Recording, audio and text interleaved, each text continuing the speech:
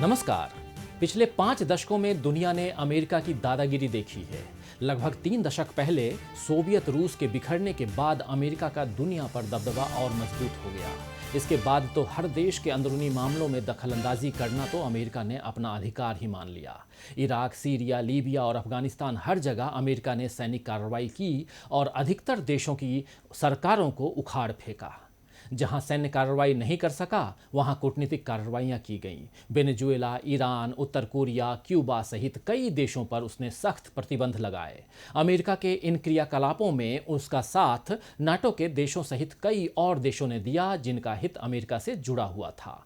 अमेरिकी तानाशाही बढ़ती गई, जिसे न तो कोई देश रोक पाया और न ही कोई कोर्ट। लेकिन 2020 अमेरिका के लिए जो साल चल रहा है, ये अमेरिका के लिए कई डरावने अनुभव लेकर आया है। आज अमेरिका डरा हुआ है, अमेरिका का नागरिक डरा हुआ है, अमेरिका की सेना डरी हुई है और डरे हुए हैं अमेरिका के राष्ट्रपति डोनाल्ड ट्रंप। इस साल अमेरिका में राष्ट्रपति पद का चुनाव है, इसीलिए ट्रंप को कुछ ज़्यादा ही डर लग रहा है। लेकिन सवाल उठता है कि अचानक अमेरिका में ये डर का माहौल कैसे बन गया।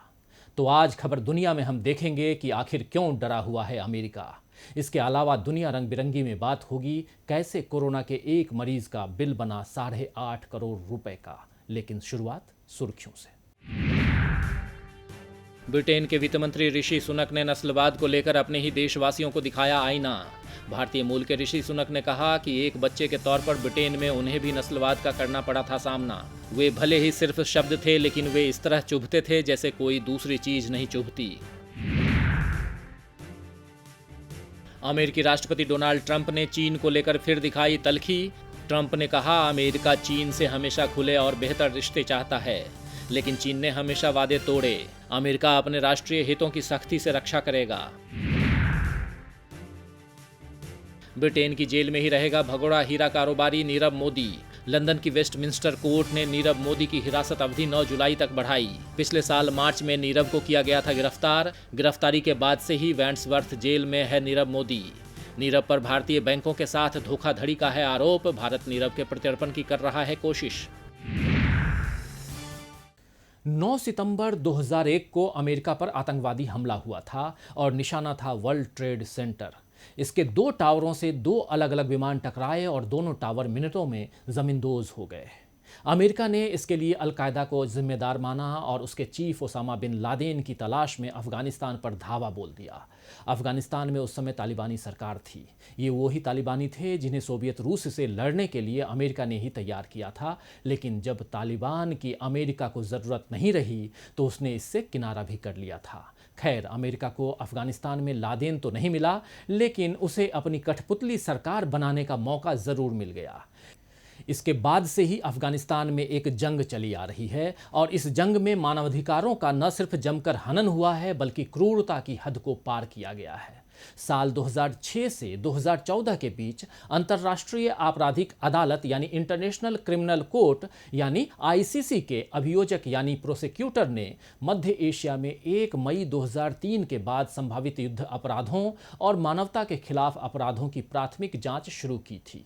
2017 में अभियोजक फतू बेंसुदा ने जजों से न सिर्फ तालिबान और अफगान सरकार बल्कि अंतर्राष्ट्रीय सेनाओं, अमेरिकी सैनिकों और सेंट्रल इंटेलिजेंस एजेंसी के कर्मियों की भी पूरी तरह से जांच करने के लिए अनुमति मांगी।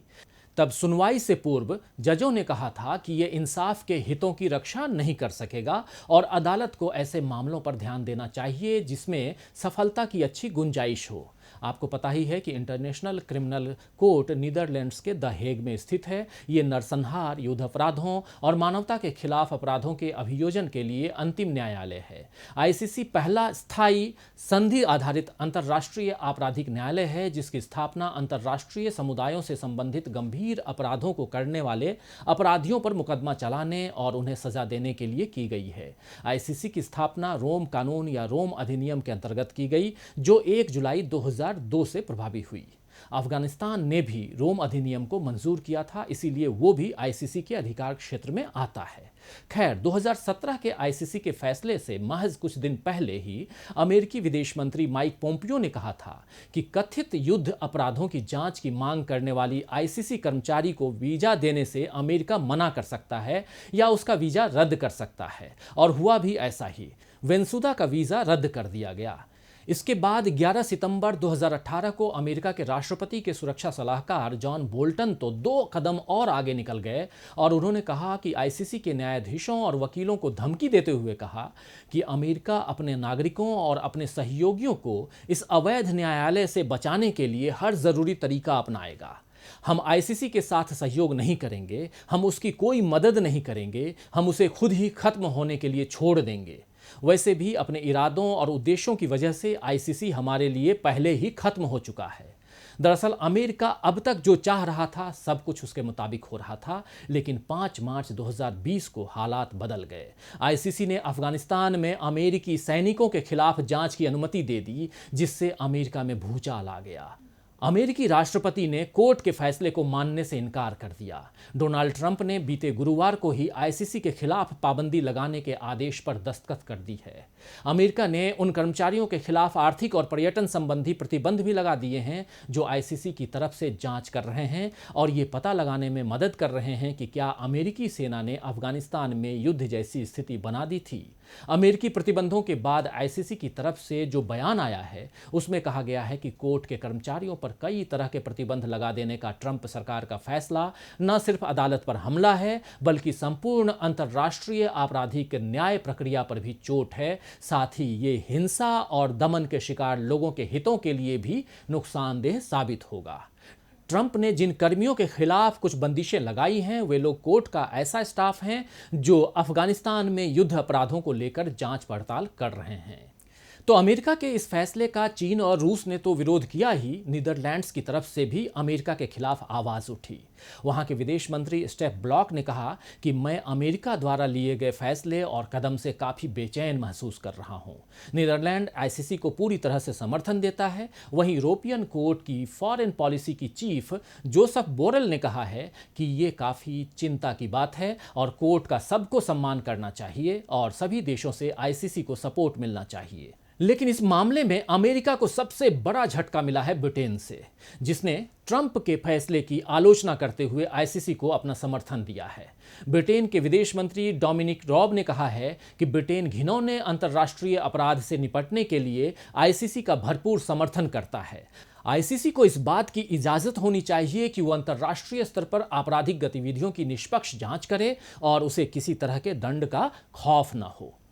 इसके अलावा यूरोपियन यूनियन के अधिकांश देश भी इस मामले में ट्रंप के खिलाफ ही दिखाई दे रहे हैं, लेकिन ट्रंप ने साफ कर दिया है कि वो अपना फैसला बदलने वाले नहीं हैं। ब्रिटेन और यूरोपियन यूनियन के अधिकांश देशों को ट्रंप का समर्थन न करना चौंकाता जरूर है, क्योंकि ये देश अमेरिका के हर सही और गलत निर्णय पर हमेशा उसके साथ रहे हैं। चीन और रूस की तरफ से तो ट्रंप को समर्थन मिलने की उम्मीद पहले से ही नहीं थी और न ही वहां से कोई समर्थन मिला भी। वैसे चीन इस मामले में अब तक खुलकर कुछ भी नहीं बोल रहा है, क्योंकि इंटरनेशनल कोर्ट के फैसलों को लेकर उसका रिकॉर्ड कुछ अच्छा नहीं रहा है। लेकिन ट्रंप अड़े हुए हैं। ट्रंप की मजबूरी है कि इस साल अमेरिका में राष्ट्रपति चुनाव है और ट्रंप पहले से ही मुश्किल में फंसे हुए हैं। अमेरिका में प्रदर्शनों की आंधी चल रही है। जॉर्ज फ्लॉयड की हत्या के बाद से तो वहां के हालात तनावपूर्ण बने हुए हैं ही, जबकि ट्रंप के बयानों ने इसे और मुश्किल बना दिया है। दूसरी तरफ अमेरिका आईसीसी का कभी भी सदस्य नहीं रहा है। ऐसे में ट्रंप अगर आईसीसी के सामने झुकते हैं तो अमेरिकियों की नज़र में वो एक कमज़ोर राष्ट्रपति साबित होंगे।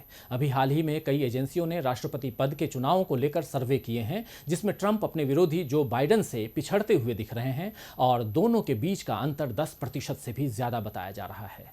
वैसे तो अभी चुनावों में 4 महीने का वक्त है, लेकिन ट्रंप पूरी तरह से चुनावी मोड में नजर आ रहे हैं। ट्रंप दबाव में दिख रहे हैं और इसीलिए वो अफगानिस्तान से निकलना चाहते हैं। अमेरिका ने तालिबान से समझौता भी किया, जिसमें अफगानिस्तान की जेल में बंद तालिबानी कैदियों की आज़ादी शामिल थी। शुरुआत में अफगानिस्तान सरकार ने नानुकुर की, लेकिन ट्रंप की धमकी के आगे जल्दी ही अफगानिस्तान ने सरेंडर कर दिया। मगर अफगानिस्तान समझौते के बाद भी हालात सुधरते नजर नहीं आ रहे हैं, जिस कारण इस समझौते का लाभ भी चुनाव में ट्रंप को मिलता हुआ नहीं दिखाई दे रहा है। और चुनाव में जैसे जैसे ट्रंप पिछड़ते हुए दिख रहे हैं, वो उतने ही आक्रामक होते हुए दिखाई दे रहे हैं। लेकिन सवाल उठता है कि क्या ट्रंप की इस आक्रामकता यानी कि एग्रेसिवनेस से उन्हें आने वाले चुनाव में कोई फायदा मिल पाएगा? फिलहाल तो इसका जवाब ना में ही मिलता दिखाई दे रहा है। तो ये थी इंटरनेशनल क्रिमिनल कोर्ट में अफगान मामले पर फंसे अमेरिका की कहानी, जिसमें अलग थलग पड़ गए हैं अमेरिकी राष्ट्रपति डोनाल्ड ट्रंप। अब बढ़ते हैं आगे और अंत में एक खबर दुनिया रंग बिरंगी से।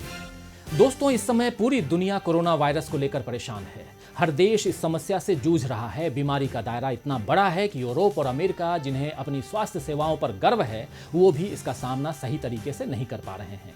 सरकार की तरफ से संक्रमित व्यक्ति का इलाज कराया जा रहा है, लेकिन अस्पतालों में बिस्तरों की संख्या कम पड़ रही है, जिस कारण कहीं कहीं प्राइवेट अस्पताल का सहारा भी लिया जा रहा है।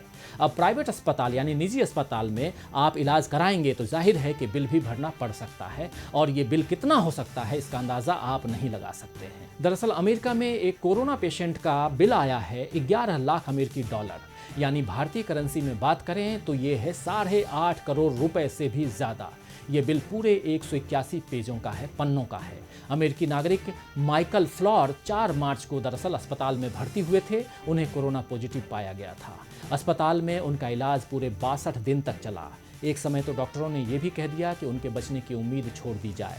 नर्स ने फ्लोर की पत्नी और बच्चों को अस्पताल बुला लिया और उनसे कहा कि आप लोग अंतिम बार फ्लोर के दर्शन कर लें, क्योंकि उनके बचने की अब कोई उम्मीद नहीं है। परिवार का बुरा हाल था, लेकिन उन्होंने डॉक्टरों से यही कहा कि आप कोशिश जारी रखिए। इसके बाद फ्लोर की तबीयत में अचानक सुधार होना शुरू हो गया। 62 दिन बाद जब फ्लोर अस्पताल से डिस्चार्ज हुए तो उनके हाथ में 181 पेजों का बिल था, और बिल का अमाउंट था 11,22,500 डॉलर। जैसे ही ये खबर सोशल मीडिया पर आई, उसके बाद फ्लॉर का इंटरव्यू लेने की होड़ सी मच गई।